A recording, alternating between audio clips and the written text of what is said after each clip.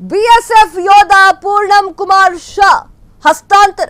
ಪಾಕಿಸ್ತಾನದ ಜೊತೆಗಿನ ಭಾರತದ ಮಾತುಕತೆ ಫಲಪ್ರದ.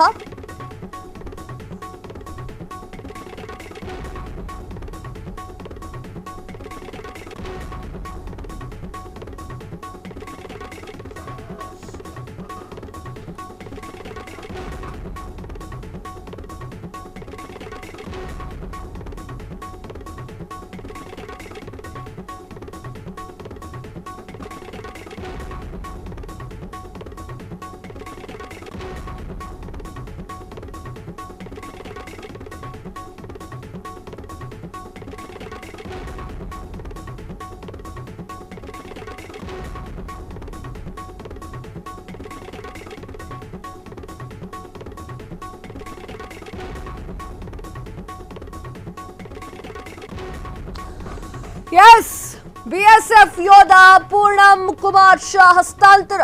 ಪಾಕಿಸ್ತಾನದ ಜೊತೆಗಿನ ಭಾರತದ ಮಾತುಕತೆ ಫಲಪ್ರದ.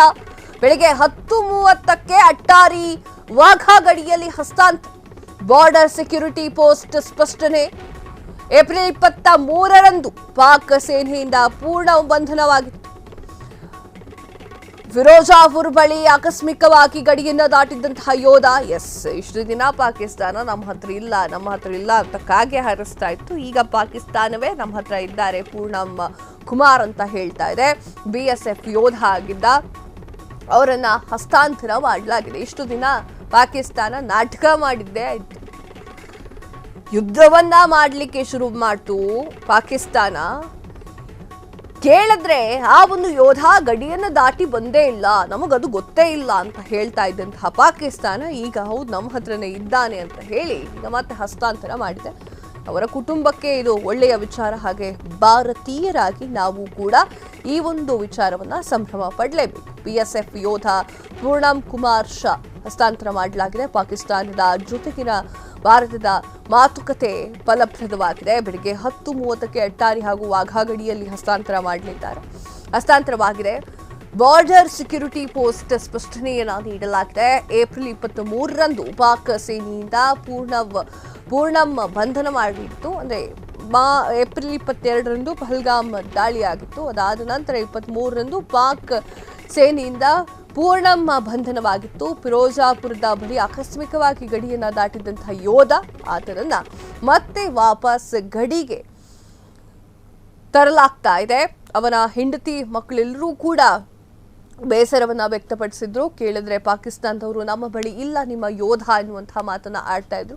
ಇದಾದ ನಂತರ ಪಾಕಿಸ್ತಾನದಲ್ಲೂ ಕೂಡ ಗಡಿ ದಾಟಿದ್ದವರನ್ನು ಕೂಡ ಭಾರತ ತನ್ನ ತೆಕ್ಕೆಗೆ ತೆಗೆದುಕೊಂಡಿತ್ತು. ತದಾದ ನಂತರ ಮಾತುಕತೆಯನ್ನ ಮಾಡಿತ್ತು. ನಿಮ್ಮ ಯೋಧರು ನಿಮಗೆ ಬೇಕು ಅಂತಂದ್ರೆ ಪೂರ್ಣಂ ಕುಮಾರ್ ಶಾ ನಮಗೆ ಬೇಕು ಎನ್ನುವಂತಹ ಮಾತನ್ನ ಭಾರತ ಹೇಳಿತ್ತು. ಬಿಎಸ್ಎಫ್ ಯೋಧ ನಮಗೆ ಬಂದು ಹಸ್ತಾಂತರವಾಗಬೇಕು, ನೀವು ಕೊಡಬೇಕು ಅನ್ನುವಂಥದ್ದು. ಆಗ ಪಾಕಿಸ್ತಾನ ಒಂದು ಮಾತು ಹೇಳಿತ್ತು ವೀಕ್ಷಕರೇ, ನಮ್ಮ ಬಳಿ ನಿಮ್ಮ ಯೋಧನಿಲ್ಲ ಎನ್ನುವಂತಹ ಸುಳ್ಳನ್ನ ಹೇಳಿತ್ತು. ಅದಾದ ನಂತರ ಈಗ ಪಾಕಿಸ್ತಾನಕ್ಕೆ ಬುದ್ಧಿ ಬಂದಿರೋ ತರ ಇದೆ.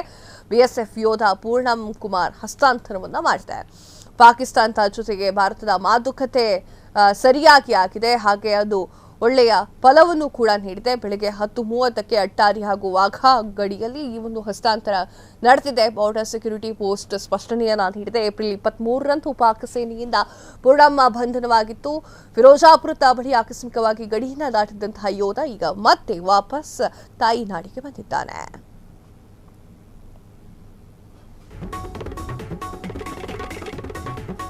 ಕ್ಷಣ ಕ್ಷಣದ ಸುದ್ದಿಗಳಿಗಾಗಿ ಫ್ರೀಡಂ ಟಿವಿ ಸಬ್ಸ್ಕ್ರೈಬ್ ಮಾಡಿ, ಲೈಕ್ ಮಾಡಿ ಹಾಗೂ ಫಾಲೋ ಮಾಡಿ. ಹೊಸ ಸುದ್ದಿಗಳ ನೋಟಿಫಿಕೇಶನ್ಗಾಗಿ ಬೆಲ್ ಐಕಾನ್ ಮೇಲೆ ಕ್ಲಿಕ್ ಮಾಡಿ.